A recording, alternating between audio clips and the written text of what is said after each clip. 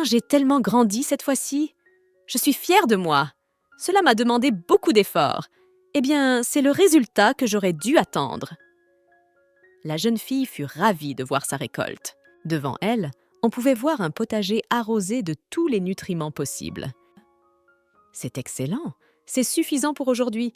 Personne n'imaginerait qu'il puisse y avoir un tel potager dans la forêt. La jeune fille se décida et s'apprêta à aller se reposer. Cependant, elle ne le faisait pas toujours avec autant d'enthousiasme. Il y a 14 ans, la mère du protagoniste de cette histoire, le chef de famille Jussi, a quitté ce monde. Et selon la loi, tous les biens auraient dû être transmis à cette même fille, la protagoniste de cette histoire, en tant que sa fille. Mais son père, le comte Byron, ainsi que le gendre de la famille Jussi, ont pris les biens de la mère de la jeune fille. Et il a remplacé tous les serviteurs du manoir par ses subalternes. Ella semble être en état de choc face à ce qui se passe. Je vais l'envoyer dans un couvent pour qu'elle reprenne ses esprits là-bas. Un jour aussi, le père a pris une décision. On se débarrassa tout simplement de la jeune fille. Il n'y a qu'une seule route en montée qui mène au couvent, et derrière, il y a une forêt et des falaises. Il est donc impossible de sortir d'ici sans passer par la forêt. Une dame issue d'une famille noble est censée avoir son propre endroit tranquille. Je l'ai donc préparé spécialement pour vous. Ce même jour, un membre du personnel du monastère a dit. Par la suite, elle a reçu 2 fois par jour de la nourriture du couvent, mais elle était si dégoûtante que la jeune fille préférait mourir de faim plutôt que de la manger. Mais mourir s'est avéré plus difficile, et finalement je suis toujours en vie. J'ai fait semblant d'être malade pour ne pas être suivie. J'aurai de la chance si rien ne change à l'avenir. Grieved pensa au protagoniste. Le même jour, elle a vu par hasard des gens du couvent. La jeune fille se rendit compte qu'il s'agissait d'une grande chance pour elle de rentrer chez elle. Au moins, cela valait la peine d'essayer. Elle retourna rapidement dans la cabine que le couvent lui avait attribuée. Ensuite, Ella, comme si de rien n'était, sortit couverte pour aller chercher sa nourriture. « Merci beaucoup. Merci pour aujourd'hui. » J'ai dû dire à la fille et mettre l'horrible odeur de pourriture des vêtements. Mais juste après le départ des hommes, la fille a changé de vêtements. À part cela, la journée d'aujourd'hui était étrange. D'habitude, un seul homme se présentait à sa porte, mais là, il y en avait 2. Elle a pensé même qu'ils avaient été appelés par son père, mais elle n'en connaissait pas la raison. Elle décida alors qu'il fallait tout découvrir. La jeune fille entra dans la chambre et devint encore plus confuse. Ella décida tout de même de prendre du beurre et du pain avec elle. On peut trouver des légumes, des fruits et de la viande dans la forêt, mais du sucre, de la farine, du lait, non, se dit la jeune fille. C'est alors qu'elle entendit quelqu'un marcher droit vers sa chambre. Ella devina qu'il s'agissait peut-être des moines eux-mêmes. Dès qu'ils entrèrent dans la chambre, ils virent la jeune fille. Mais ils pensaient que c'était la femme de ménage qui se tenait devant eux. Quel genre d'invité est le responsable aujourd'hui pour qu'il soit si généreux? Je suppose qu'il ne plaisantait pas avec les dons. Je vais mourir de bonheur. Les gars ont commencé à parler entre eux. Vous n'étiez pas au courant? La femme qui a été abandonnée dans cette cabane? Lady Ella? Quelle dame! Une fille qui attend sa mort dans un couvent de campagne. De toute façon, son père est déjà mort. Soudain, l'un des garçons marmonne. Quoi? Elle va devenir comtesse maintenant? C'est vrai, mais vous avez demandé qui était l'invité aujourd'hui, n'est-ce pas? C'était la femme de feu, le comte. Le type ajouta ensuite. Ce n'était autre que la comtesse Camilla. Je ne suis pas sûre, mais il semble que la loi donne 1 semaine pour légitimer un héritage. Si personne n'hérite de la propriété, les choses vont se compliquer. Le type a répondu. Vous suggérez donc de laisser Lady Ella ici pendant 1 semaine? C'est absurde. On pourrait laisser les choses en l'état, bien sûr, mais si on lui envoyait quelqu'un? Les garçons continuent à discuter de leur plan. Si vous envoyez quelqu'un en lui donnant une somme rondelette, il n'aura aucun mal à faire le travail. Dit aussi le domestique, surpris. Elle a tombé à point nommé pour se trouver dans cette pièce à ce moment-là. Après que les gars eurent décidé de tout régler ici pour éviter les ennuis, la jeune fille partit en courant en direction de sa maison. Elle réalisa immédiatement qu'ils étaient venus pour la tuer. Quand Ella a été abandonnée ici pour la première fois, elle a pleuré pendant 24 heures à cause du choc. C'est alors qu'elle s'est aperçue que la fenêtre était tombée et qu'il faisait froid. Comment puis-je la réparer? À la maison, les adultes le feraient, pour moi. La jeune fille ne sait pas non plus ce qu'elle doit faire. Au fil du temps et en grandissant, Ella a fini par comprendre ce qui se passait. Elle a compris qu'elle avait été abandonnée et qu'il n'y avait personne à ses côtés. Chaque jour, elle avait de plus en plus faim de nourriture. Et même là, la jeune fille se rendit compte qu'elle ne pouvait pas se contenter de la nourriture qu'on lui donnait au couvent. Ella décida donc de chercher des arbres fruitiers. Elle avait tellement faim qu'elle ne pouvait même pas lire un autre livre. Dans une cabane de chasseurs abandonnée, Ella a appris à survivre en lisant des livres et le journal du chasseur. Et puis la jeune fille a trouvé ce merveilleux terrain. Un terrain propice à l'agriculture. La joie de la pauvre fille ne peut être décrite avec des mots. « Génial! Je vais en faire des lits! Je vais planter des aubergines, des haricots, des pommes de terre, parce que le pain noir est déjà dans mon foie !» La jeune fille a clairement décidé pour elle-même. « J'ai essayé de survivre tout ce temps pour rien. Je ne vais pas mourir ici. Ils m'apportent de la nourriture tous les 2 jours et ils l'ont déjà donnée, ce qui veut dire que personne ne viendra avant demain. Nous devons partir tout de suite, » réalise le protagoniste. « La seule chose que je dois prendre avec moi, c'est ça. » Ella réfléchit et saisit son pendentif avec la main. Ella pensa d'abord à s'enfuir le plus loin possible d'ici, mais elle ne pensait pas que cela améliorerait sa situation. Après tout, elle devrait toujours retourner à la capitale un jour.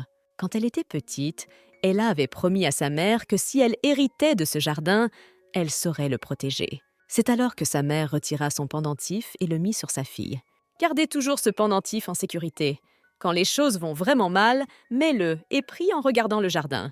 Tu recevras sûrement de l'aide. » Une femme a dit un jour. « Mère, quand celui qui voulait me tuer viendra, il se rendra compte que je me suis échappée. Même si j'ai un jour d'avance, je serai vite rattrapée quand ils enverront des gens du monastère à mes trousses. » réalisa la protagoniste.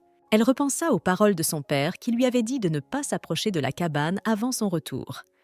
Mais Ella décida qu'elle n'avait qu'à s'enfuir. C'est exactement ce que la jeune fille décida de faire. Quelques minutes plus tard, elle courait déjà à toutes jambes. Pendant 1 seconde, Ella pensa au fait que la saison des récoltes approchait. Elle allait devoir partir sans rien goûter. « Est-ce que je vais pouvoir cultiver et cuisiner comme avant à partir de maintenant ?» pensa sérieusement Ella.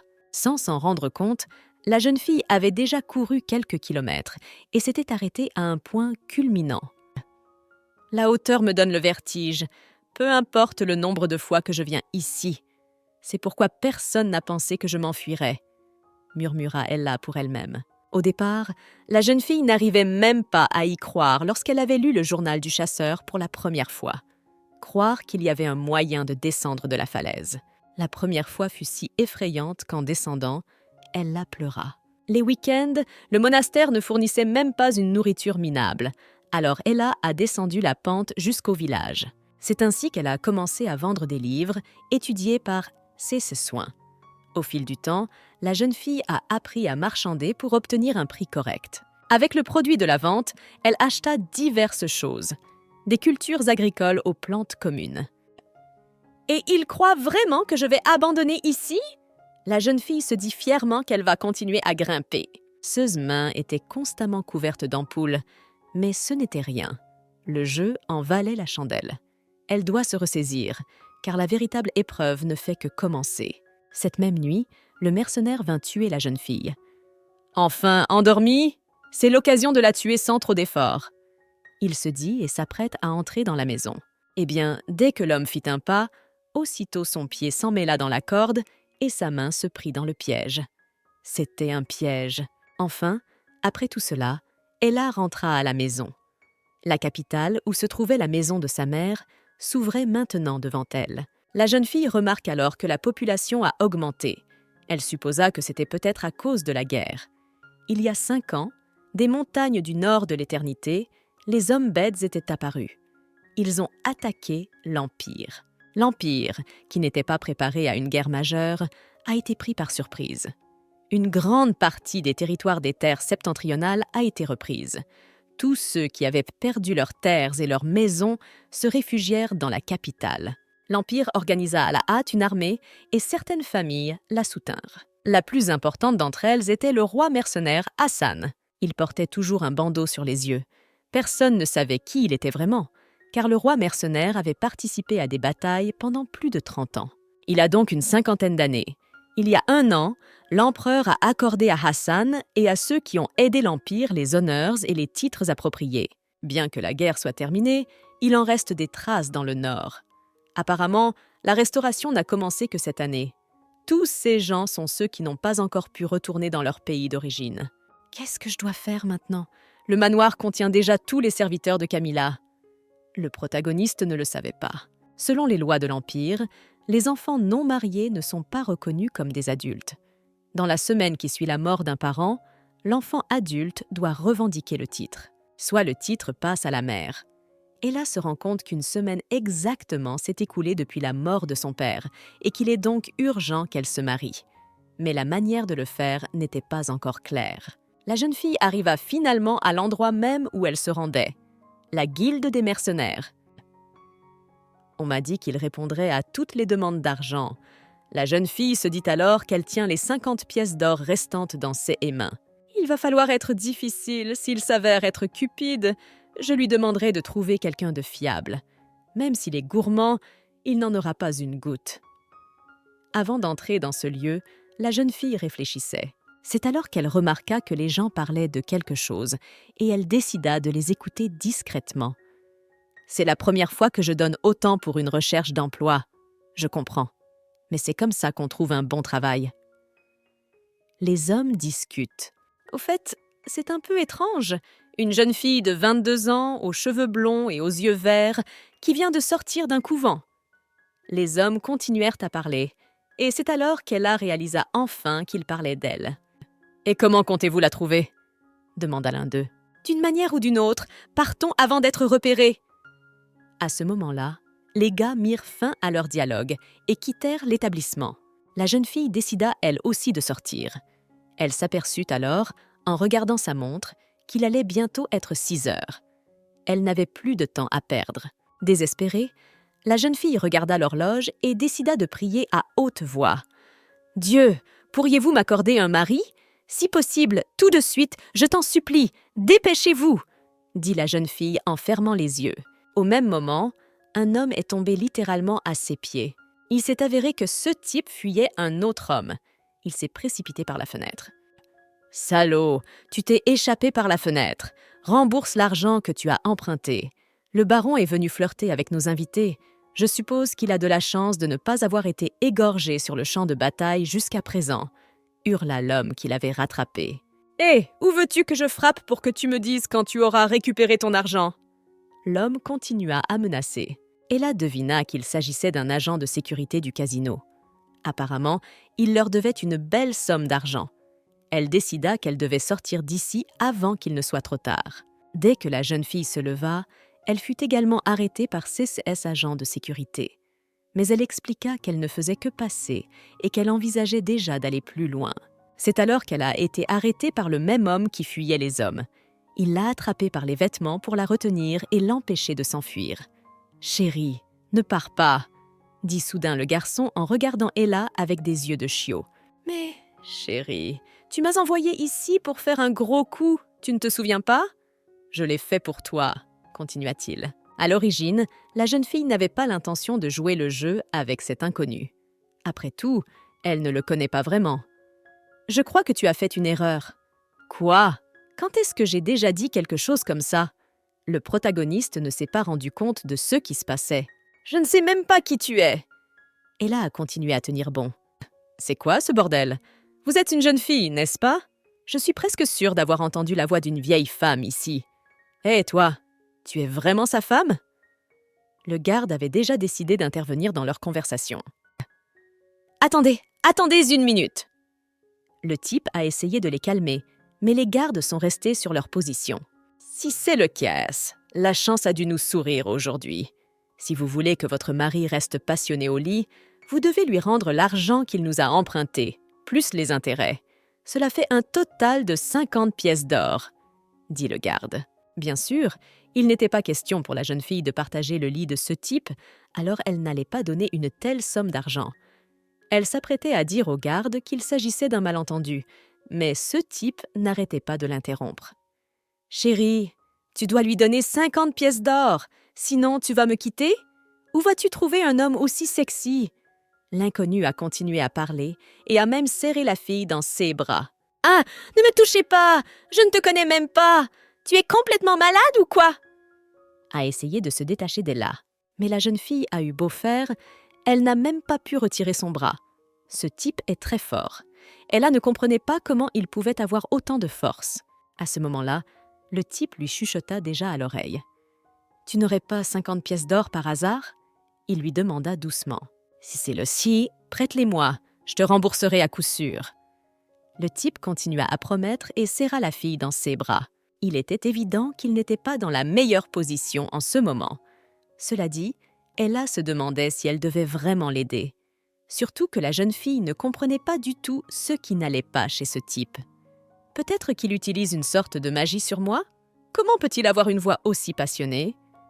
La jeune fille s'interrogeait également à ce moment-là. « Qu'est-ce que vous chuchotez tous les deux ?» Au bout d'une seconde, ils furent distraits par un garde qui s'apprêtait à frapper soit la fille, soit ce type. Mais l'étranger s'est immédiatement levé pour défendre Ella.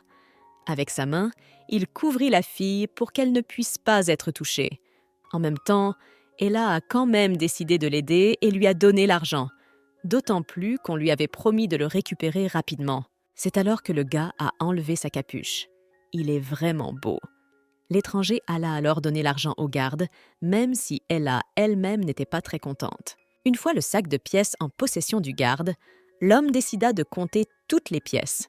Il y avait exactement 50 pièces d'or, donc tout était en ordre. « Au fait, si vous n'avez plus d'argent, pourquoi ne pas travailler pour nous ?» C'est à ce moment-là que le garde fit une suggestion inattendue. « Je pense que notre invité se plaira chez nous. Avec un tel visage, vous pourriez faire fortune, » argumenta la suggestion de l'homme. Ce type avait vraiment une apparence enchanteresse et envoûtante. Il pourrait donc se faire beaucoup d'argent rien qu'en mettant en valeur son apparence, sa beauté. Mais cet étranger se comportait vraiment de manière étrange. Il refusait toujours une offre aussi alléchante. « Désolé, ça ne marchera pas. Mon cœur n'appartient qu'à une seule personne. N'est-ce pas, ma chère ?» dit l'étranger en embrassant la main d'Ella. De son côté, la jeune fille n'avait absolument aucune idée de ce qui se passait en ce moment. De quoi ce type parlait-il encore? Mais il était déjà temps de passer à autre chose. Il donna l'argent au garde pour pouvoir partir. Alors qu'il s'était déjà détaché des gardes, il décida de s'enquérir de l'état de la jeune fille. « Hé, vivante ?» demanda-t-il en plaisantant à une Ella effrayée. « Désolé de t'avoir entraînée là-dedans. Je ne pensais pas que ça se passerait comme ça. Elle te remboursera bientôt. Cela prendra un peu de temps, mais si nous allons chez moi, Il commença à s'expliquer. Mais la jeune fille n'était pas tant préoccupée par son argent que par le fait qu'il ne lui restait absolument plus de temps. C'est alors que l'idée lui vint que c'était l'occasion de mettre son plan à exécution. « Vous, êtes-vous vraiment un noble ?» La protagoniste décida de clarifier la situation à l'improviste. « Bien sûr, même si je le suis devenu récemment. » Avec un léger sourire, le type lui répondit. « Cet argent que tu m'as volé !» C'est alors que la jeune fille commence à raconter. Elle le prend par la peau du cou pour qu'il l'écoute plus attentivement. « Et si tu le remboursais avec ton corps ?» demanda Ella à l'improviste. Bien qu'en vérité, elle avait une idée tout à fait différente de la première chose à laquelle on pourrait penser. À ce moment-là, Camilla s'était affalée sur sa chaise. La servante s'en aperçut et expliqua à sa maîtresse que ses vêtements allaient se froisser. Camilla, elle, s'en moque complètement. « Qu'est-ce que ça peut faire maintenant? De toute façon, je ne le porterai pas après les funérailles, » dit la femme. « Oublie ça, va me chercher quelque chose à boire à la place. Comment ai-je pu ne pas tenir une semaine? Un invité ne devrait pas tarder à arriver. Allez le voir. » Madame a également ordonné. Il y a quelques jours, le chef de la guilde des marchands avait rencontré Camilla. « Veuillez accepter mes condoléances, comtesse. » L'homme avait alors dit. « Mais sûrement, Ce manoir se trouve sur un terrain exceptionnellement grand, et sa taille est parfaite pour la salle de jeu que nous projetions de construire. Une fois les funérailles terminées, vendez-nous le terrain. Nous achèterons tout, le manoir, le terrain et l'entreprise de Jussy. Bien sûr, nous vous paierons généreusement pour cela. C'est ce que propose l'homme. Bien sûr, Camilla a accepté et a décidé de proposer de signer le contrat après les funérailles. C'est la décision qu'ils ont prise ce jour-là. C'était autrefois l'un des plus grands groupes commerciaux de l'Empire, mais il n'est plus que l'ombre de sa grandeur passée. Et maintenant, il veut m'épargner les ennuis en m'achetant tout. Alors ce marché est parfait. C'était une sage décision d'envoyer cette jeune fille dans un couvent, s'interroge Camilla. Non, je vais hériter des biens de ma mère! Laissez-moi partir! Non! La petite fille a supplié ce jour-là. En y repensant, la femme pensait qu'Ella devrait demander l'héritage avant la fin de la journée. Je suppose qu'elle a tout laissé tomber puisqu'elle ne se montre pas. Et personne dans la famille de Buddy n'a la moindre idée de mes projets. Je vais tout vendre, aller dans le sud et vivre dans le luxe. Je me demande pourquoi cette femme de chambre est si en retard, se dit la femme rusée dans sa tête. Elle croyait maintenant que tout se déroulait comme elle seule le souhaitait. C'est alors qu'elle entendit un bruit à l'entrée du palais. « Ce doit être un marchand », décida la jeune fille. « Bienvenue, je m'attendais à… » Mais avant même que Camilla ne puisse terminer ses mots de courtoisie, elle remarqua une toute autre personne que celle qu'elle s'apprêtait à voir. Il s'agissait d'un couple obscur que la femme ne connaissait pas. « Qui êtes-vous?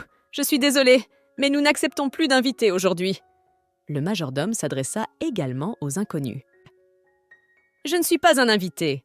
Je suis venue rendre ce qui me revient de droit. » La jeune fille dit clairement et enleva sa capuche. D'après son apparence, on pouvait deviner qui elle était. Cette couleur des yeux, ses cheveux, Lady Ella. La servante en chef devina immédiatement. « Je suis heureuse que quelqu'un se souvienne de moi, » répondit Ella. C'est alors que Camilla fut enfin convaincue que cette petite fille était Ella. Elle fut la première à décider d'entamer leur désagréable conversation. « Tu as grandi dans un couvent et tu ne connais rien à la loi. Si tu veux un héritage, tu dois te marier. Tu n'es pas mariée, tu n'as donc aucun droit, » déclara la fière femme avec assurance. Camilla est sûre qu'Ella ne parviendra pas à récupérer son héritage. Mais ce n'était pas si simple. Ella ne se laisserait pas abattre. « Le mariage, c'est de ça que tu parles ?» La jeune fille décida de demander et montra le document. C'était un certificat de mariage qui disait quelque chose comme quoi il ne fallait pas prendre une décision, ne s'apparentant pas à un mariage sans y avoir réfléchi. Il fallait laisser ce document et retourner chez soi, pour voir si les sentiments changeraient dans une semaine. C'était le même contrat de mariage. « Permettez-moi de vous présenter. Voici mon mari, Richard », dit la jeune fille à l'improviste. La surprise de Camilla ne pouvait être exprimée par des mots. Elle ne s'attendait pas à ce qu'Ella soit informée de toutes les nuances du transfert d'héritage. Apparemment, elle a appris la loi sur l'héritage quelque part. Et elle s'est empressée d'épouser un barbare du Nord. C'est à ce moment-là que la jeune femme s'est mise à réfléchir. Et là, je ne peux pas croire que toi, qui as vécu tant d'années dans un couvent, tu te sois mariée. Quand as-tu rencontré cet homme? Et si c'était un imposteur? Déterminée à faire semblant d'être inquiète, Camilla a répondu. « Ne t'inquiète pas pour ça. »« Ne vous inquiétez pas pour cela. Mon mari, Richard, est impeccable. » Lady Ella lui répond fièrement. À ce moment-là, Camilla réfléchit au fait que l'homme a de bonnes mains et de bons pieds. En même temps, la femme pensait qu'il était probablement laid sur le visage. Elle a estimé qu'il fallait d'abord détruire sa confiance en soi. Pourquoi se cache-t-il le visage alors?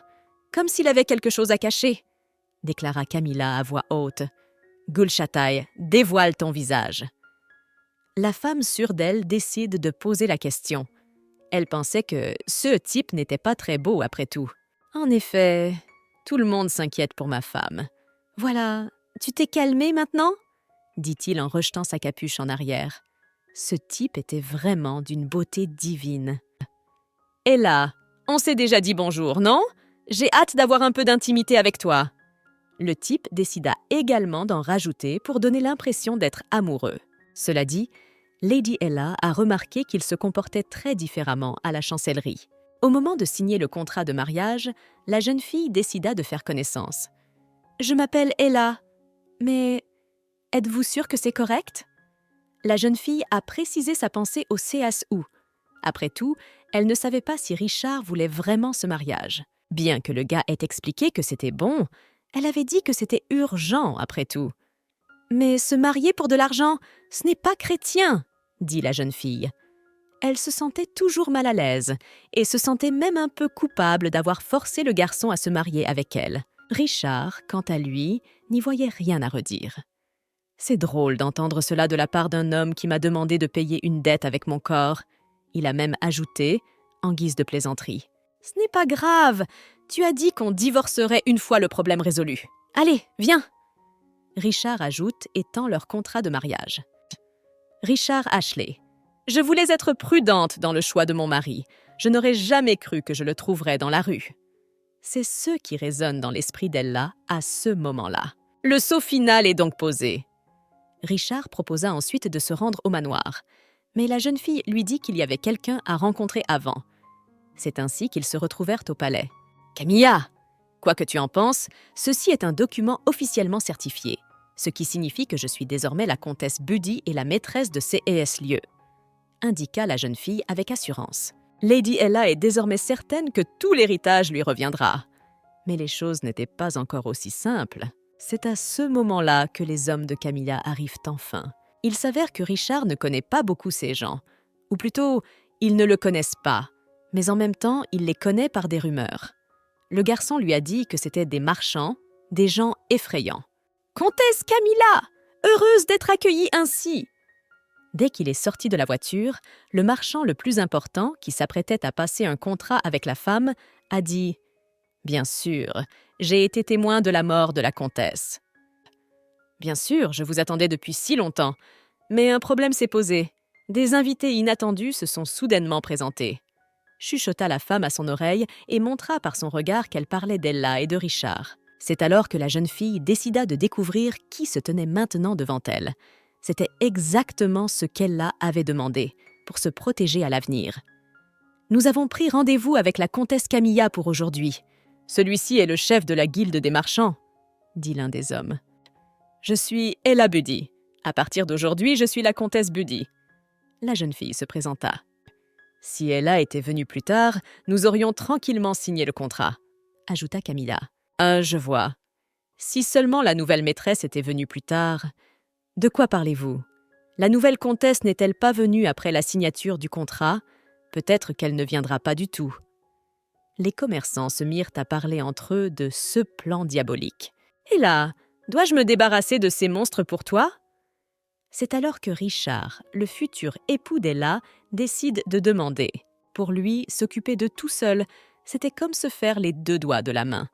C'est pourquoi, confiant en lui-même, il en a parlé à la jeune fille. Mais Ella a considéré ces paroles comme de la vantardise pour se montrer en tant qu'homme. « Je sais que ce ne sont que des mots, mais je vous remercie. » La jeune fille lui répondit. Elle lui avait presque demandé elle-même. « Alors tu n'as pas besoin de mon aide ?» demanda-t-il, surpris. Mais la jeune fille lui expliqua qu'elle n'avait pas besoin d'aide parce que c'était son problème. « Et vous êtes occupé à quoi? Qu'est-ce que vous êtes en train de faire? Dépêchez-vous d'attraper ces gars-là !» souligne en même temps Camilla. En une seconde, la multitude de marchands qui travaillaient pour Camilla avait attrapé les mains des gars. La jeune fille tenta immédiatement de les arrêter. « Arrêtez! Laissez-le partir! Il n'a rien à voir là-dedans !» commença Ella. « Chérie, que veux-tu dire par « rien à voir »? Je suis ton mari, après tout.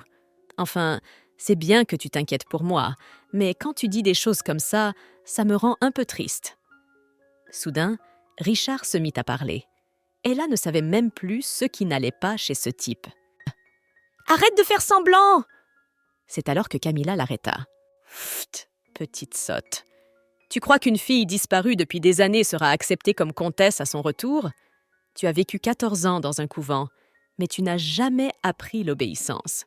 Tu as exactement le même regard que lorsque tu étais enfant. » Camilla lui fit remarquer, mais la fière jeune fille décida de demander quand même ce que cette femme avait négocié avec les marchands. « Alors, ce n'est rien. La comtesse, qui avait perdu son mari, était tombée dans l'ennui. Elle souffrait tellement de voir le domaine lui rappeler le passé qu'elle n'arrivait pas à rester sereine. Raconte Camilla. Ton père s'est tellement accroché au titre de comte qu'il a refusé de vendre ce vieux domaine jusqu'à sa mort. S'il l'avait vendu, nous aurions pu vivre dans une plus grande propriété quelque part dans le sud. Mais cette absurdité ne peut plus durer. Mon mari est mort et vous arrivez trop tard. La femme déclare avec raideur. Quand tu ouvriras les yeux à nouveau, tu verras qu'il n'y a rien à faire. Quand tu ouvriras à nouveau les yeux, tu pourras rencontrer tes parents, ajouta la femme. Après tout, elle-là n'était pas une personne au caractère faible. Par conséquent, la jeune fille n'allait pas abandonner si facilement. Tu crois que je suis venue ici sans prendre cela en considération? Je sais dans quelle position je me trouve en ce moment. Personne ne prendra ma défense, dit Ella, et Camilla fut surprise de voir que cette fille avait autant de confiance en elle. C'est alors qu'elles entendirent un bruit de sabots. Quelqu'un était monté dans un carrosse. Après quelques secondes, Camilla reconnut la personne qui venait d'arriver. Cet uniforme des gens du palais impérial? Laissez-la partir tout de suite, ordonna Camilla. La femme savait que si Ella se plaignait auprès d'eux, il y aurait des problèmes. C'est pourquoi les serviteurs laissèrent partir la jeune fille. Un moment plus tard, le marquis Lex, ministre des Finances de la famille impériale, sortit du carrosse. « Ah, tout le monde est dehors !» s'étonna l'homme à voix haute. Personne ne comprenait pourquoi le ministre Lex était là, ce que cet homme faisait même ici. « Je ne m'attendais pas à voir un pandémonium ici. Dois-je attendre ?» L'homme se décida à demander. « Non, ce sont tous des invités imprévus. J'allais justement les chasser. Merci d'être venu, » répondit alors Ella.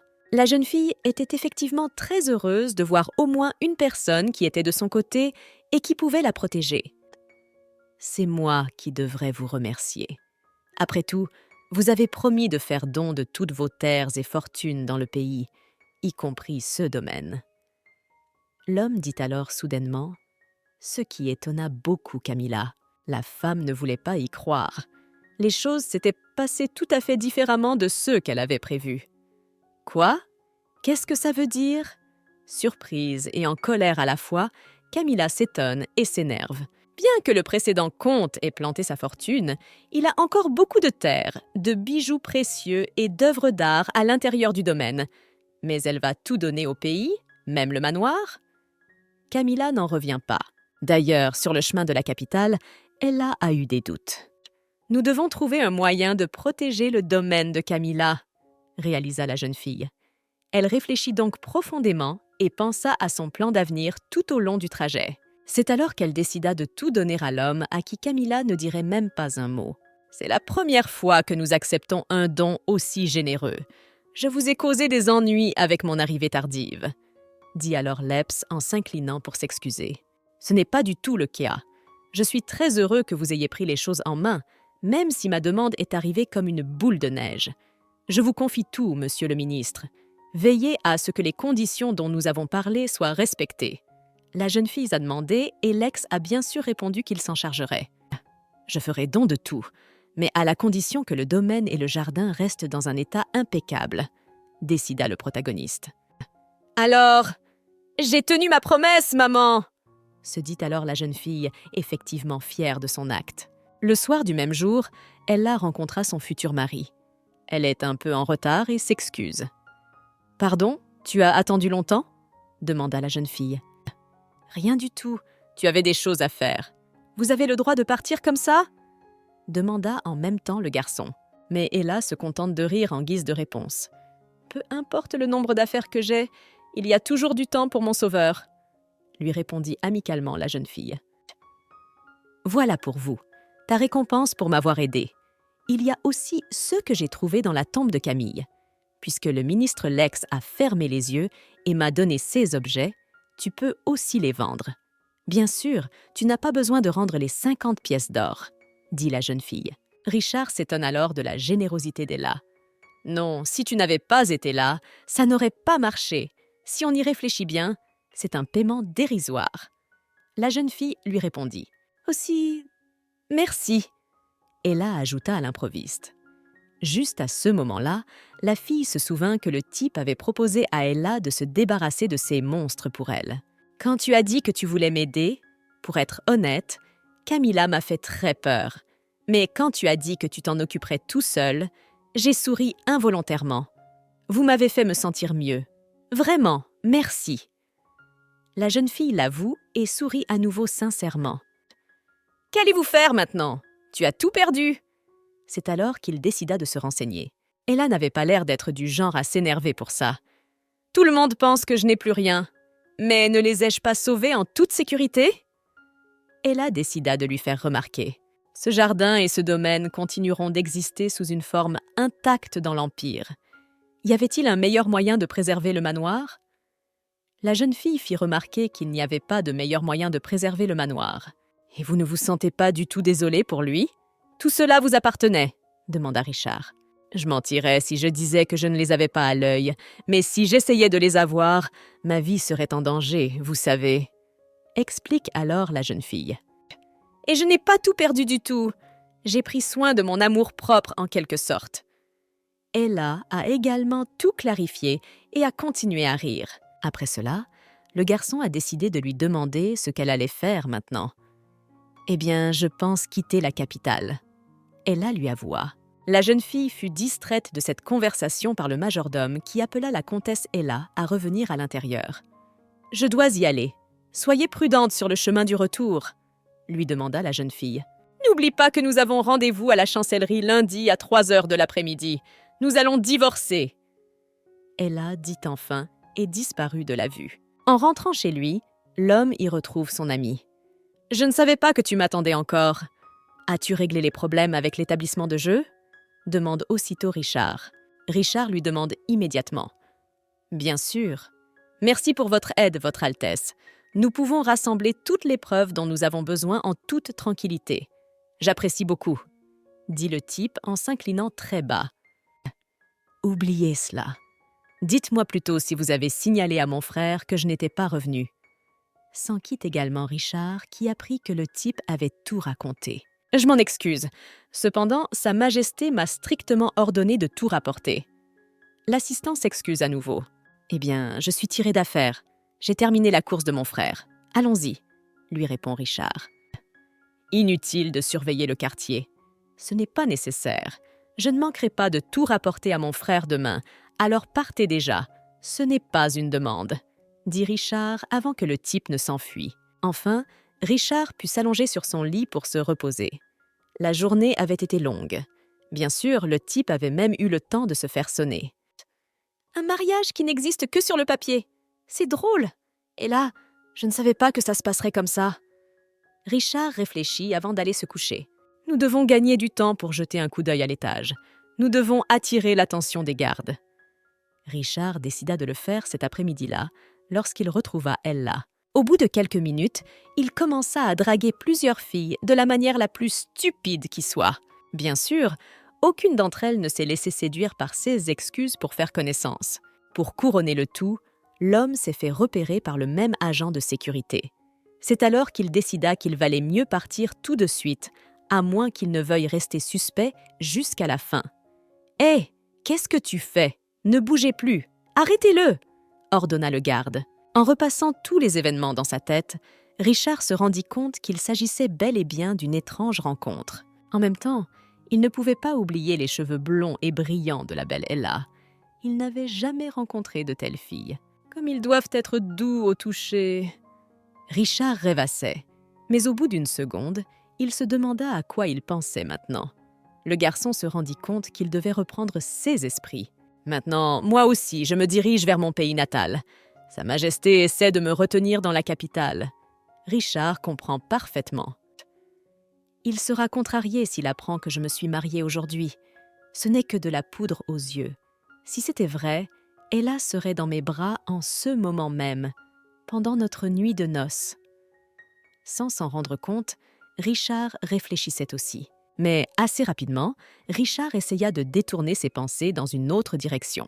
« À quoi je pense? Je vais me laver le visage et me coucher !» décida le gars, afin de ne pas fixer son attention sur la dame. À ce moment-là, la protagoniste de cette histoire n'arrivait pas non plus à dormir.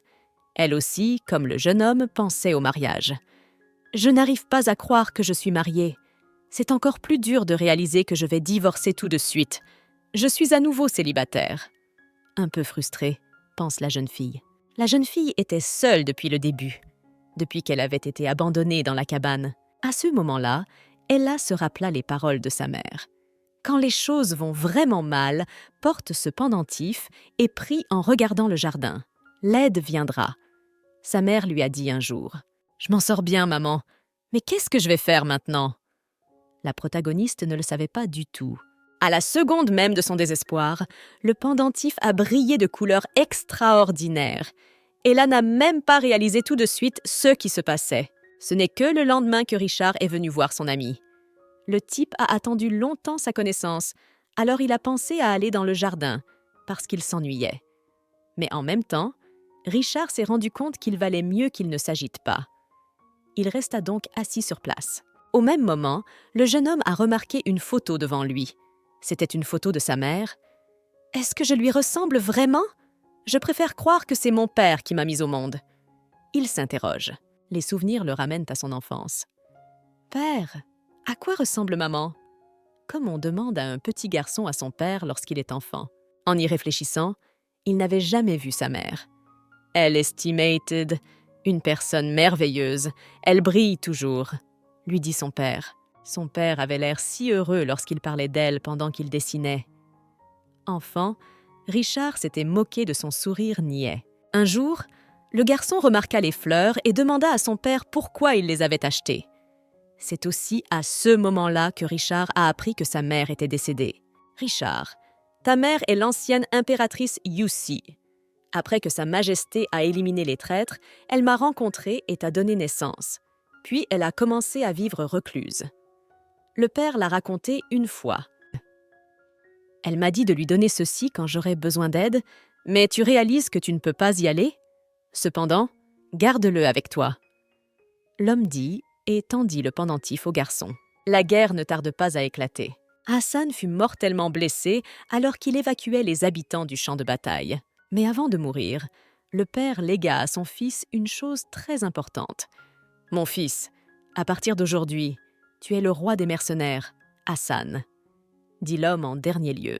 Le garçon a dirigé les mercenaires en se faisant passer pour son père et a évacué les habitants. Il ne portait qu'un casque et se faisait passer pour Hassan. La mort d'Hassan n'est restée que dans le cœur de son personnel et de son fils. À l'époque, Richard pensait qu'il serait bon de faire profil bas après la guerre. Retour au présent. Richard attend enfin l'homme qu'il est venu voir. « Salutations, Votre Majesté !» Richard lui dit immédiatement bonjour.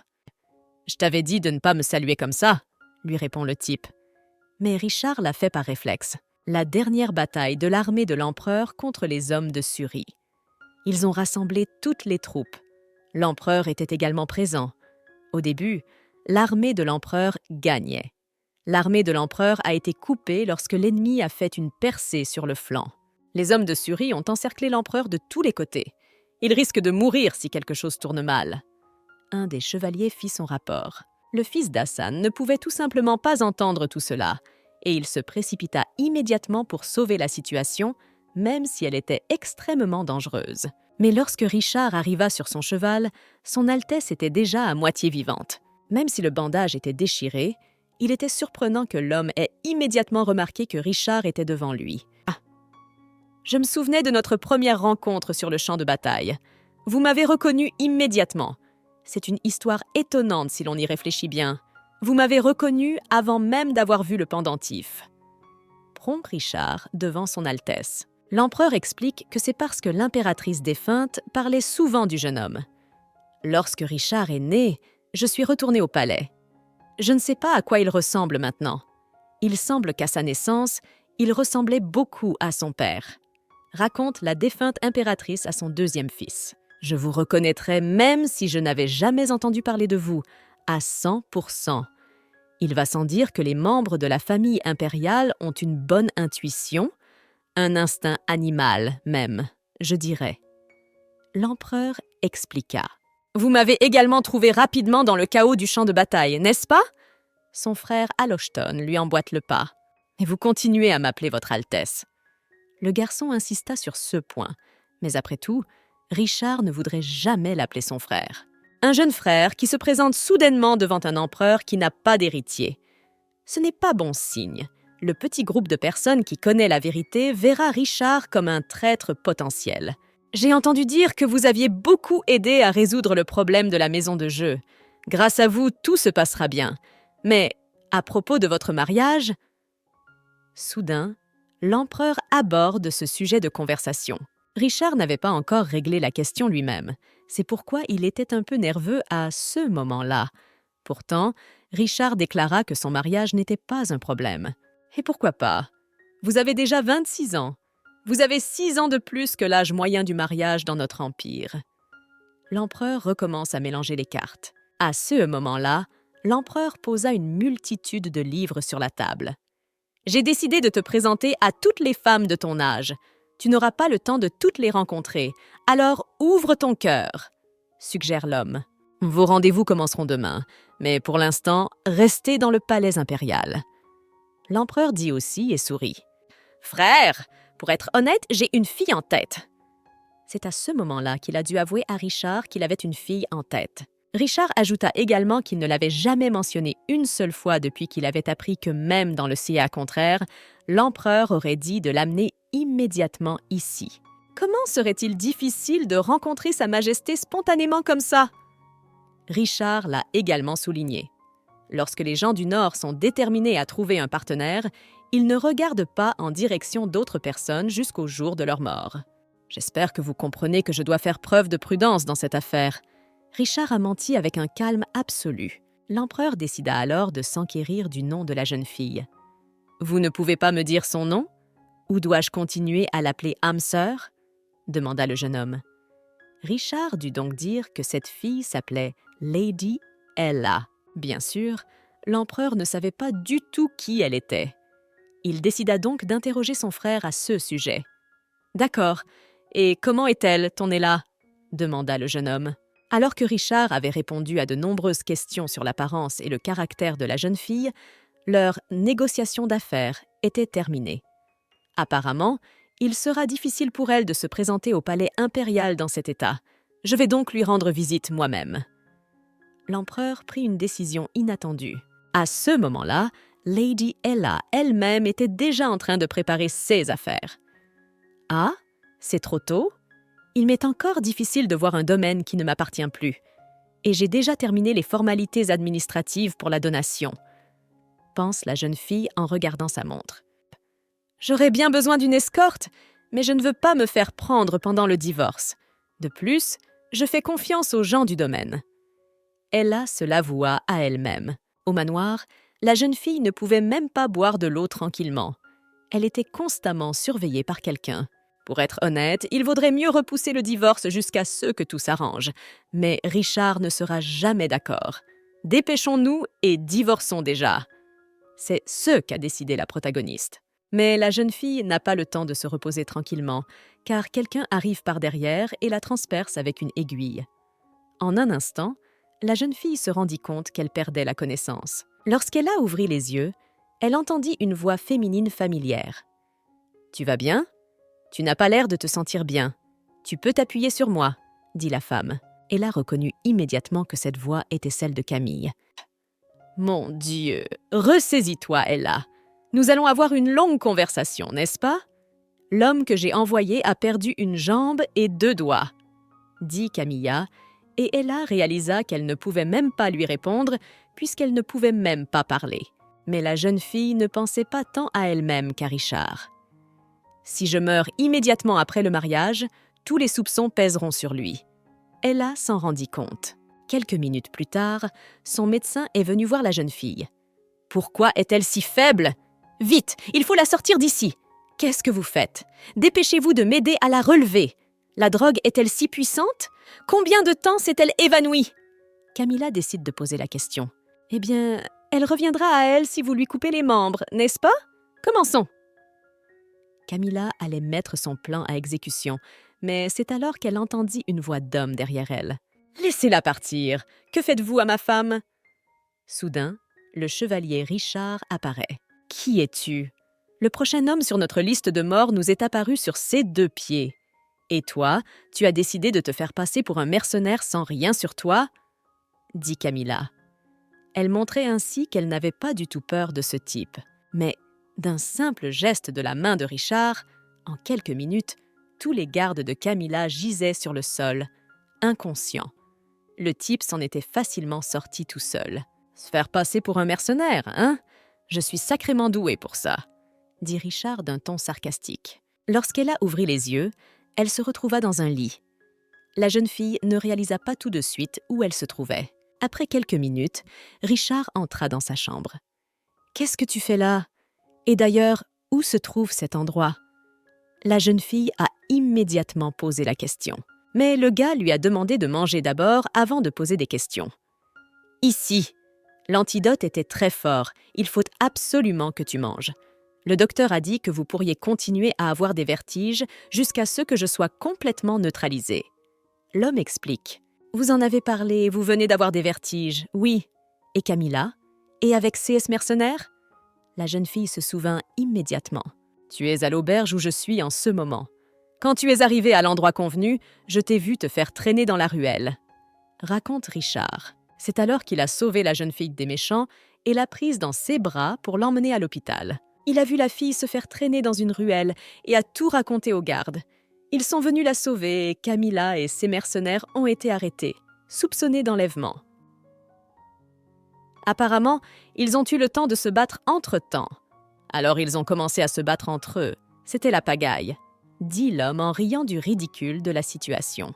Richard ajouta que Camilla avait fini par être empoisonnée par ses propres mercenaires. Après toute cette histoire, Ella décida de remercier son sauveur. « C'est ce qu'un mari est censé faire, n'est-ce pas? Bon, comme ça va refroidir, mange vite, » dit Richard en souriant. Quelques minutes plus tard, les assiettes étaient complètement vides. La nourriture était si délicieuse que la fille la mangea très rapidement. « Alors, qu'allez-vous faire maintenant? Laisser Camilla aller en prison alors que tu as plein d'autres parents turbulents? Je vais donc poser une question à l'homme. Selon les lois de l'Empire, vous pouvez révoquer la décision de transférer la propriété à l'État dans un délai d'1 an. La jeune fille a donc envisagé de partir loin de la capitale. L'homme lui demande alors si elle a de l'argent pour tout cela. « Il y en a assez pour cela. J'ai réussi à en voler une partie avant que les fonctionnaires du ministère des Finances ne viennent contrôler la maison.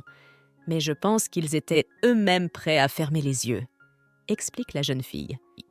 D'autant plus qu'il y avait autre chose, ce pendentif magique. C'est ce pendentif, en effet, qui indiquait le tableau dans lequel se trouvait une note spéciale.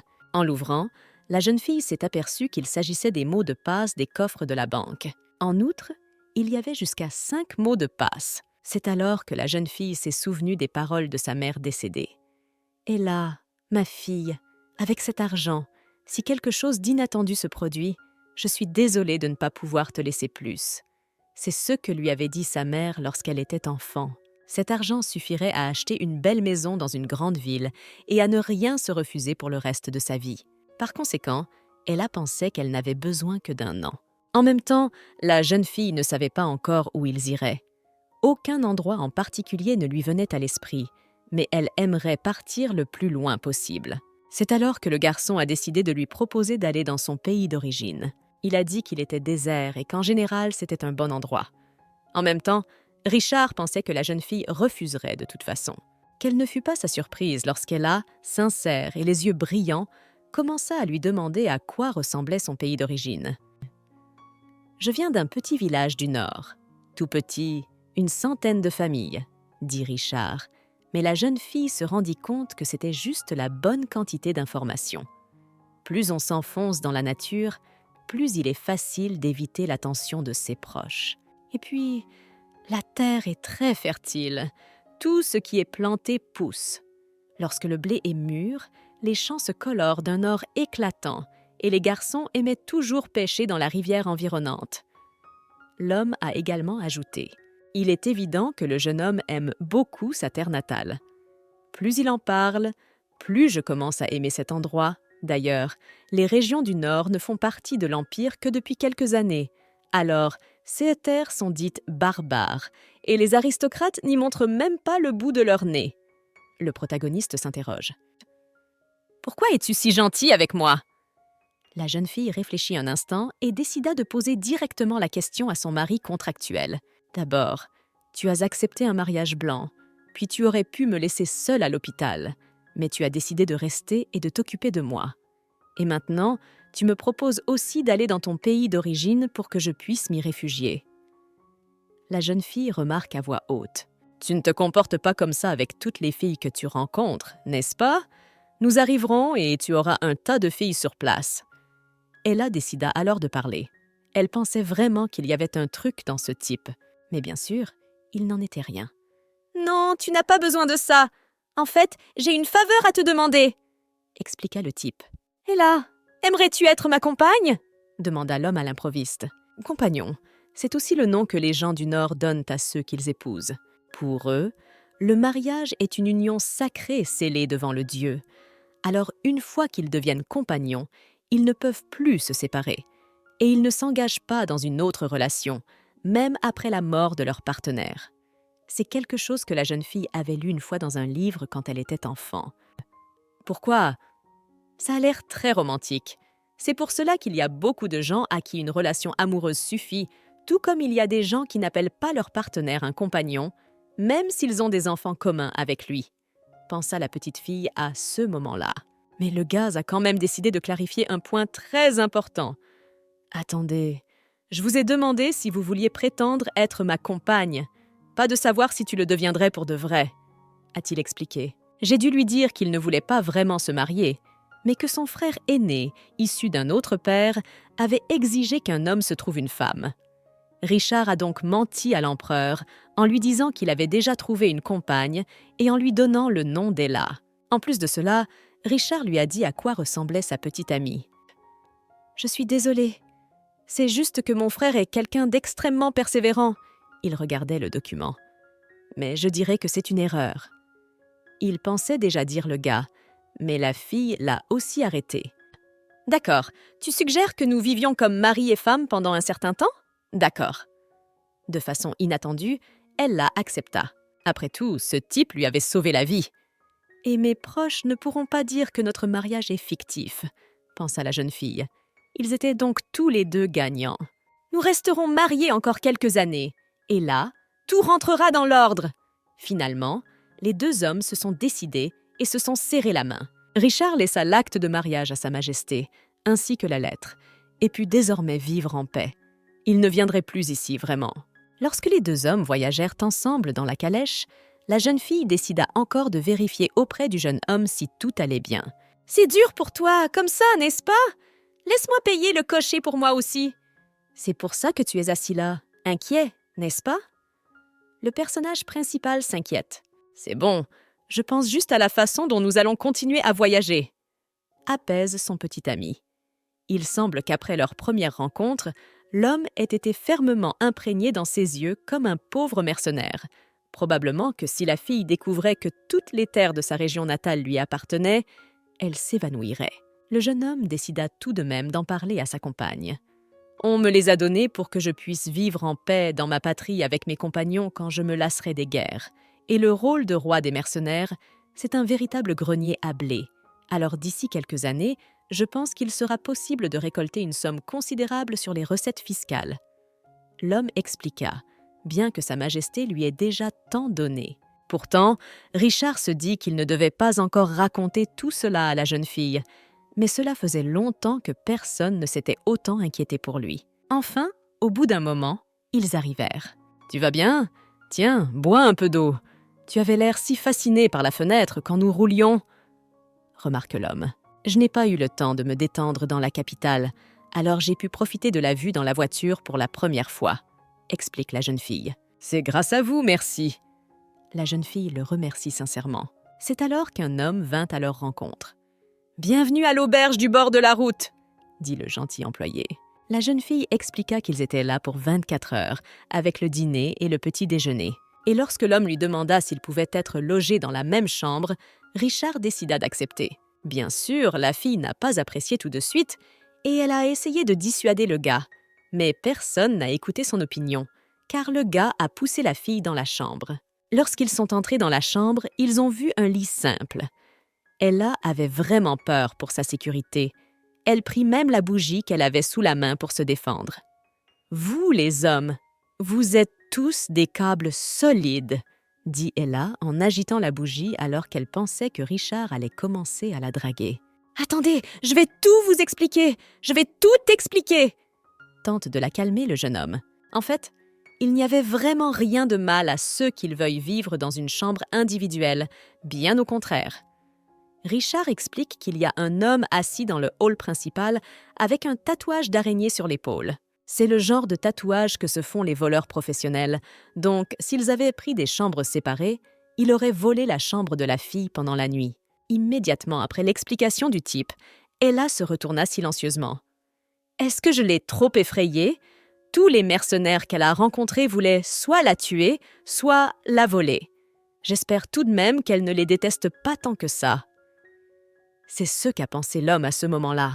Le roi mercenaire d'Hassan fut remercié, mais pas Richard. Esclave de l'argent, rebut de l'Empire, barbare nordique non civilisé. Cela ne blessait pas le jeune homme, mais cela l'irritait parfois. Il y a autre chose que les araignées ? Je veux parler des tatouages des mercenaires. En chemin, j'ai pu apercevoir un dragon et un lion. Est-ce que ces tatouages signifient quelque chose aussi ? Une jeune fille curieuse demande soudain. « Et là, les mercenaires ne t'intimident pas ?» demanda le garçon surpris. « Eh bien, un peu, bien sûr, ils me font peur. Mais tu es aussi un mercenaire, n'est-ce pas ? D'autant plus que l'Empire n'a pu gagner la guerre que grâce aux mercenaires et à leur roi. Mais qu'est-ce qui vous fait penser que je devrais avoir peur d'eux ? Bon, dis-moi plutôt ce qu'il en est des autres tatouages. Allez, dis-le-moi vite !» dit la fille en riant. Le type ne s'attendait vraiment pas à ce qu'elle devine son travail. Au bout d'un moment, Ella finit par s'endormir. La jeune fille n'a peur de rien. Pourtant, elle avait dit tout à l'heure qu'elle ne pourrait jamais dormir dans un lit aussi horrible, et Richard dut donc s'allonger en premier. Pour ne pas trop embarrasser la jeune fille, le garçon a décidé de s'allonger sur le lit, mais loin d'elle. Il se trouve que c'est leur première nuit, mais ils ne sont absolument pas en mesure de la passer autrement. Au bout de quelques minutes, la fille s'est retournée et s'est retrouvée allongée sur le corps du garçon. Richard a immédiatement repoussé la fille, car il ne voulait pas de ce genre d'intimité physique. Puis il a entendu la fille appeler sa mère dans son sommeil, et il s'est senti désolé pour Ella. « D'accord, la prochaine fois, nous ferons chambre à part, sinon je ne pourrai pas passer une bonne nuit de sommeil. Accepte le gars. » La mère d'Ella avait dit à sa fille, lorsqu'elle était enfant, que tous les hommes étaient des câbles. « Alors, Ella, tu dois choisir ton mari avec soin !» lui fait remarquer la femme. Le lendemain matin, quand Ella se réveilla, elle remarqua que le lit était froissé après elle. Cela signifiait que Richard dormait à côté d'elle, ce qui effraya la jeune fille. Elle sentit une odeur étrange venant d'elle. « Ah, qu'est-ce que c'est que cette odeur ? On dirait du savon. Et l'odeur de quelque chose de corporel ? Je ne me suis certainement pas lavée hier. Mais ce n'est pas possible que ce soit moi qui sente comme ça. Est-ce que ça pourrait être la couverture ? Elle n'a pas l'air d'être... » La jeune fille réfléchit sérieusement. Elle se rendit compte que ce n'était pas le moment d'y penser et décida d'aller se laver d'abord. Dès que la jeune fille sortit du lit, Richard entra dans la chambre avec un plateau rempli de nourriture. « Ah, j'ai pensé que tu serais encore endormie, alors j'ai apporté le petit déjeuner, » expliqua l'homme. Ce qu'il apportait avait l'air très appétissant. En plus, c'était très mignon. Pendant le petit déjeuner, les deux hommes décidèrent de discuter de leur plan pour aujourd'hui. « Les pièces d'or que vous m'avez données sont toutes des pièces impériales, alors allons d'abord les échanger. Le Nord est encore plus habitué à sa propre monnaie, » raconta l'homme. « J'en ai entendu parler, c'est très intéressant, » dit Ella. Richard savait qu'elle allait adorer. « C'est au fait, Richard, je me demandais toujours, quand nous arriverons dans votre pays, où je vais vivre, dans ta maison ?» La jeune fille décida de poser la question. « J'allais dire aux autres villageois que tu étais la fille de mon compagnon et que tu n'avais nulle part où aller après la mort de tes parents. Alors je t'ai emmenée avec moi. » L'homme propose alors son idée. « Et pour la maison, il reste plein de bâtiments vides dans le village après la guerre. Prends celui que tu veux et je le rénoverai pour toi. » Richard promit également. « D'accord. » Oui, eh bien, Richard ne voulait un mariage que pour les documents. Alors nous n'avons pas besoin de nous faire passer pour des jeunes mariés dans son village non plus. Le protagoniste s'en souvenait. Pourtant, la jeune fille se demandait s'ils ne pourraient pas vivre ensemble. Après le petit déjeuner, les deux hommes se sont rendus au bureau de change. Un homme les y attend. « Bienvenue, combien et contre quoi voulez-vous échanger ? Au cas où, je vous préviens tout de suite que je n'accepte pas les objets volés, » dit l'employé. « Pouvez-vous nous échanger 10 pièces d'or impériales contre de l'argent du Nord ?» demande Richard. En ce moment, il donne 15 pièces de bronze pour une pièce d'or impériale. Cela vous convient-il ? L'ouvrier décide de clarifier la situation. Le type a compris qu'il demandait cela parce qu'il savait qu'il ne resterait pas longtemps ici. D'habitude, il donne 20 pièces pour une pièce d'or, mais Ella avait l'air trop fatiguée pour la traîner ailleurs, alors le type hésita.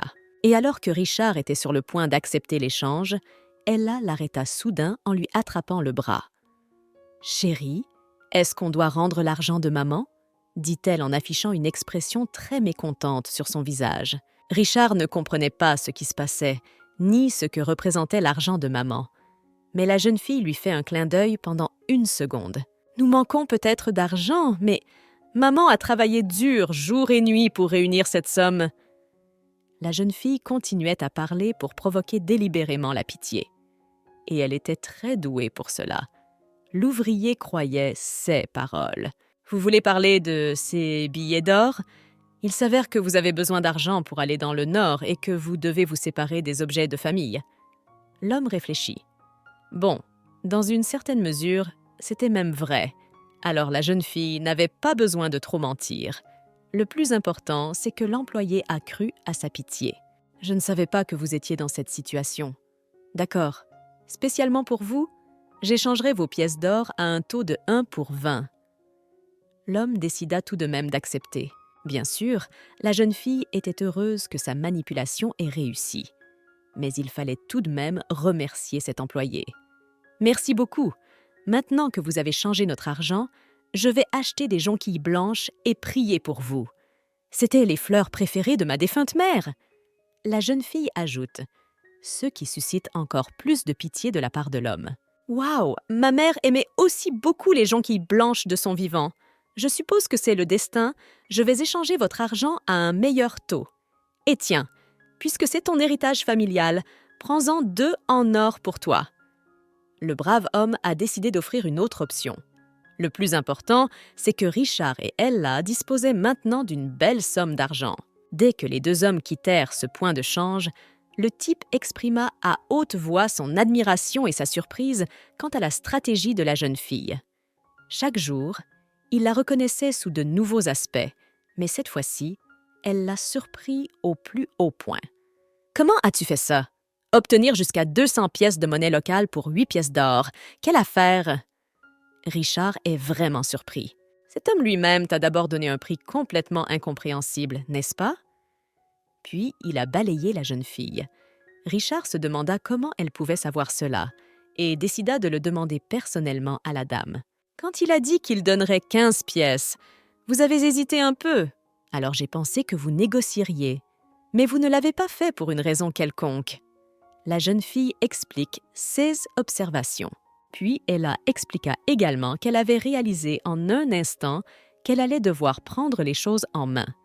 C'est pourquoi, en l'espace d'1 seconde, la jeune fille a commencé à réfléchir sérieusement à son prochain plan. À l'intérieur, j'ai vu un vase de jonquilles et, à côté, une lettre dont l'enveloppe indiquait que ma mère en était la destinataire. Le commerçant doit avoir une grande estime pour elle, me suis-je dit à ce moment-là, mais si elle était vivante, il lui aurait simplement envoyé la lettre. Il ne l'aurait pas gardée sur son étagère. J'ai donc décidé d'essayer de raconter cette histoire triste. La jeune fille explique le cheminement de sa pensée. Elle savait vraiment penser logiquement au bon moment, alors élaborer une telle théorie et un nouveau plan pour rester dans la meilleure position financière possible n'était pas très difficile pour la jeune fille. Cela dit, Richard était encore extrêmement surpris qu'elle ait même pensé à une telle chose. « Et comment as-tu fait pour trouver tout cela ?» Le garçon exprima son admiration. « Qu'est-ce qu'il y a à penser? Je me souviens que ma mère me disait « Ella, un marchand ne te vendra jamais rien à perte. Si quelqu'un te dit le contraire, c'est un mensonge. Quand on marchande, il faut s'investir à fond. » Après avoir raconté et partagé un conseil de sa mère, la jeune fille a répondu. « Très bien, nous en avons fini avec le change. Où allons-nous maintenant? Allons-nous acheter tout ce dont nous avons besoin ?» demanda la jeune fille. Et après cette phrase, elles se rendirent immédiatement dans les magasins. Après quelques minutes, la jeune fille se trouva dans un magasin de vêtements, choisissant un nouvel accessoire pour ses et chaussures. Ella est une fashionista aristocratique typique, qui aime choisir des vêtements différents pour sa nouvelle image. D'autant plus que le shopping lui a beaucoup manqué ces derniers temps. Après tout, elle a été enfermée toute seule dans la tour pendant tant d'années. De quoi parler de mode? C'est pourquoi, dès que la jeune fille aperçut le premier magasin de vêtements, elle s'y précipita immédiatement pour acheter tout ce qui se trouvait sur son chemin. Pourtant, Ella évaluait objectivement tous les coûts des vêtements, et elle avait peur d'en avoir trop choisi pour elle cette fois-ci, ceux dont elle fit part au jeune homme. Richard, lui, comprenait parfaitement la situation de la jeune fille et ne voulait pas la limiter dans son choix de vêtements. « Ah, qu'est-ce que tu fais? Tu n'as rien d'autre, et le nord est beaucoup plus froid que là où tu vivais avant. Il faut donc te trouver quelque chose de plus chaud. Dans l'ensemble, tout ce que vous portez vous va à merveille, » dit le gars en insistant pour suggérer encore plus de vêtements d'extérieur. « Si j'étais venue seule, je n'aurais probablement pas choisi quelque chose de normal, je suppose. Merci, Richard. » C'est à ce moment-là que la jeune fille lui a avoué son choix. Ella pouvait enfin choisir toutes les choses qu'elle voulait depuis si longtemps en dehors des vêtements. De retour à la maison, les garçons rangèrent les vêtements dans leurs sacs. La fille avait même peur qu'ils aient trop acheté, car le sac à dos paraissait énorme. Mais le garçon a expliqué que c'était le contraire d'une bonne chose. « C'est tout ce dont vous avez besoin. Ne vous inquiétez pas, je le porterai moi-même. » Il a dit « Ce n'est pas grave, même si c'est un sac à dos. »« C'est bon, même si c'est lourd pour moi. Un sac comme ça, je peux le porter facilement. » promit l'homme avant qu'il ne se mette en route. En le regardant, Ella était en fait contente de fréquenter une telle personne. Après tout, elle avait d'abord pensé qu'il ferait un mercenaire faible, et il était vraiment bien. Les deux hommes se rendirent ensuite au marché alimentaire. Le bonheur d'Ella n'avait pas de limite. Les yeux de la jeune fille s'écarquillèrent devant l'assortiment. Pour la première fois, je vois autant de plans au même endroit. La petite fille était surprise par les choses les plus simples. Elle se comportait de manière un peu sauvage, mais c'était compréhensible, car auparavant, Ella ne pouvait pas se permettre d'aller tranquillement faire ses courses à la recherche de ceux qu'elle allait cuisiner pour le dîner de ce soir parmi l'énorme assortiment. Lorsqu'elle était au couvent, elle avait secrètement cultivé quelques légumes dans son jardin, mais elle avait toujours regretté de ne pas pouvoir planter plus de plantes différentes. Même avec un livre de cuisine, on ne pouvait pas tout cuisiner, et il n'y avait pas de fourneau dans la cabane. « C'est décidé. Quand nous irons chez Richard, j'aurai mon propre potager. » La jeune fille l'a décidé elle-même. Au début, elle n'avait pensé qu'au fait qu'elle devait fuir la capitale pendant 1 an. Mais maintenant, elle sentait que plus rien ne la retenait, que personne ne la surveillait, que le village serait sûr, que tout serait suffisant, qu'elle pourrait faire ce qu'elle voulait. Cette liberté plaisait beaucoup à la jeune fille. Maintenant, Ella serait enfin complètement libre. À ce moment-là, la jeune fille avait l'impression que le rêve le plus important de sa vie commençait enfin à se réaliser. Il ne restait donc plus qu'un petit bout de chemin à parcourir jusqu'au village. Elle, le village natal de Richard, se trouvait juste derrière la prochaine colline. N'est-ce pas le paradis dans l'ancienne langue? C'est un beau nom. Richard, parle-moi de ton pays d'origine. La jeune fille décida alors de lui poser la question. Plus, c'est tout ce que je t'ai dit depuis le début. Le jeune homme est agréablement surpris. En fait, il était à la fois gêné et content que la fille lui pose constamment des questions sur son pays d'origine. D'autant plus qu'il était évident qu'elle s'intéressait vraiment à la question. « C'est juste que je suis très excitée. Bientôt, nous arriverons dans un endroit où j'aurai beaucoup plus de temps à vivre », explique le protagoniste. « Même si ce n'est probablement pas une bonne idée de trop s'attacher à cet endroit, nous devrons de toute façon partir dans 1 an. » La jeune fille s'est également rendue compte de la situation. Elle change constamment de lieu de résidence, et le plus souvent, ce n'est pas volontaire. Ella avait donc déjà appris à vivre dans des lieux différents pour ne pas s'attacher à un endroit précis. Il n'était pas nécessaire de s'attacher à un endroit, même s'il s'avérait parfait pour elle.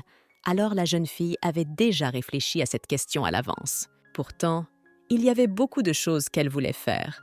Choisir une maison confortable, aménager un jardin à proximité, prendre le petit déjeuner avec du pain frais, des légumes et des fruits. J'aimerais aussi dîner avec les gens du pays à l'auberge du village. Tels étaient les souhaits simples qu'Ella voulait réaliser. Elle rêvait d'une vie aussi simple et insouciante. Et maintenant, la jeune fille se rendait compte qu'elle pouvait faire n'importe quoi. Cela vaut la peine d'être dans ce beau village dont parlait Richard, décida la jeune fille. Et c'est ainsi qu'ils arrivèrent enfin à cet endroit précis. Dès que la jeune fille regarda autour d'elle, elle vit quelque chose de complètement différent de ce à quoi elle s'attendait. Tout ce qui se trouvait autour était détruit et semblait gris, comme s'il n'y avait pas de vie ici. Cela dit, le jeune homme a déclaré que ce n'était pas du tout aussi grave que ce qu'il avait imaginé.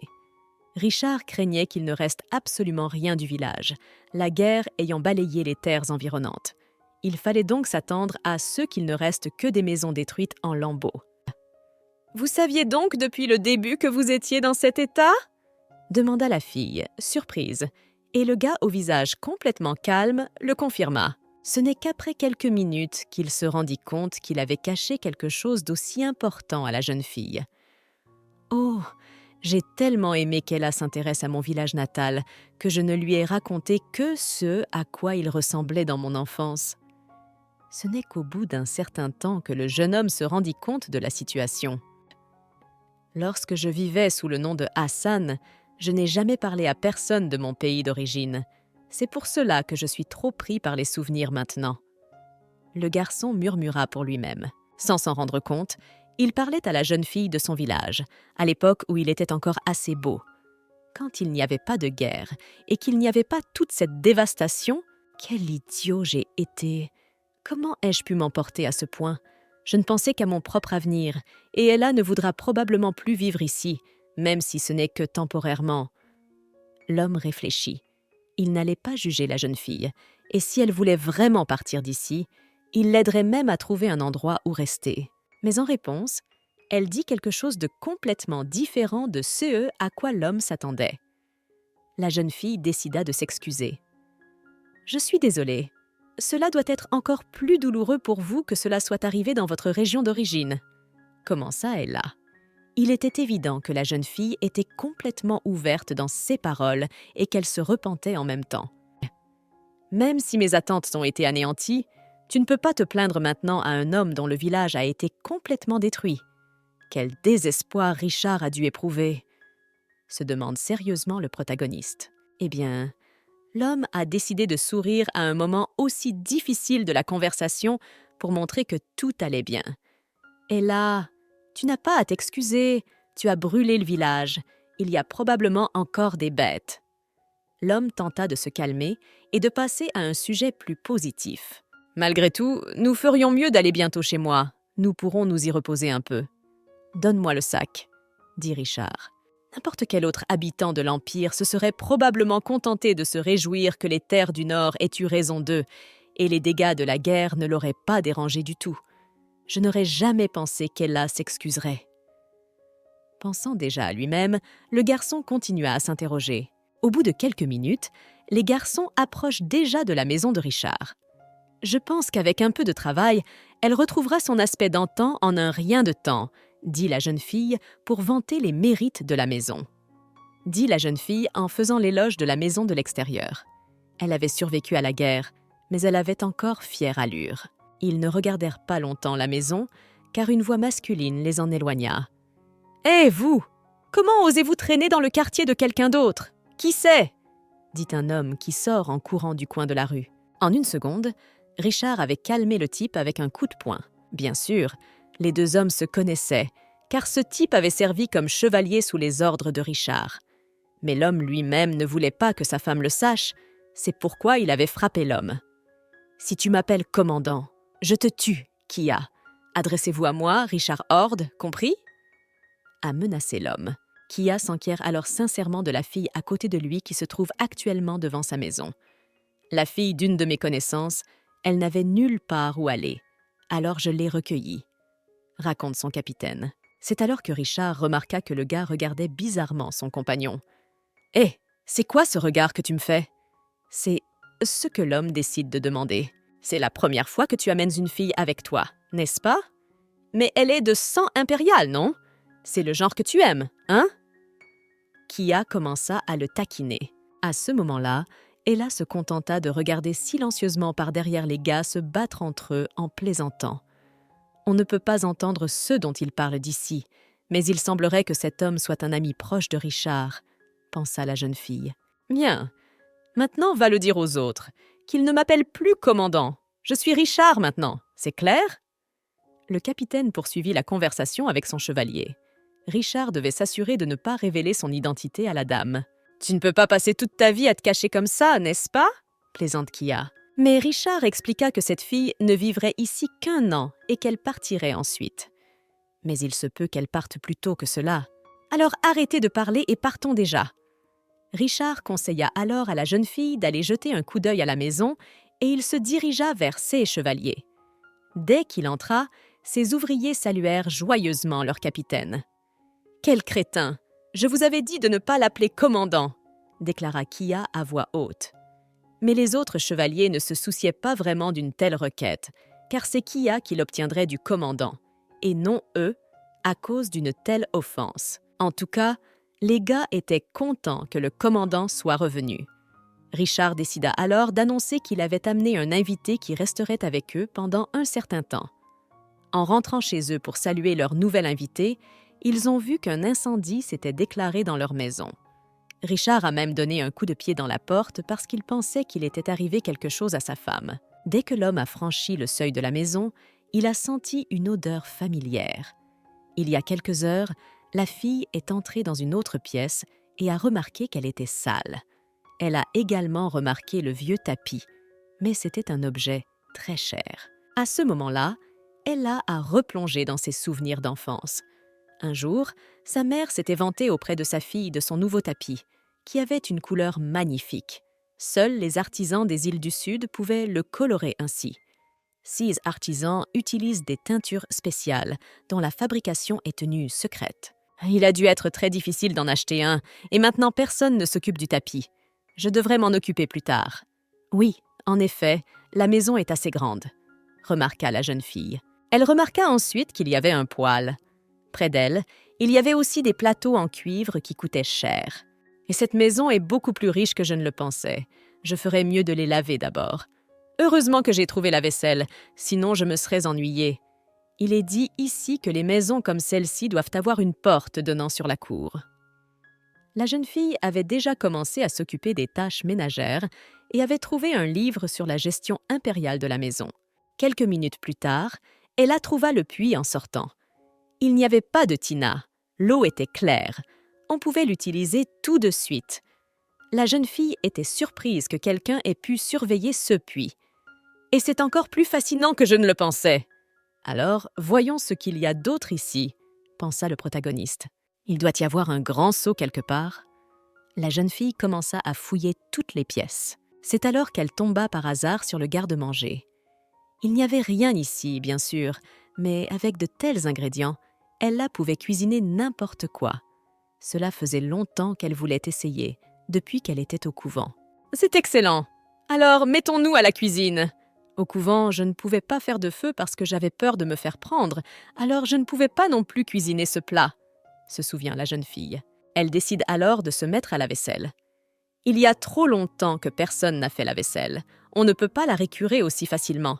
Dans ce cas, il faut mélanger du sel et du vinaigre dans une proportion de 1 pour 1. J'ai vu cela dans la cuisine d'un monastère. Ella réfléchit et décida d'essayer. Je n'ai jamais pensé que toutes les choses que j'ai lues et que j'ai apprises en secret au monastère m'aideraient un jour, murmura Ella. En préparant le repas, La jeune fille se rendit compte qu'elle avait effectivement trouvé la liberté.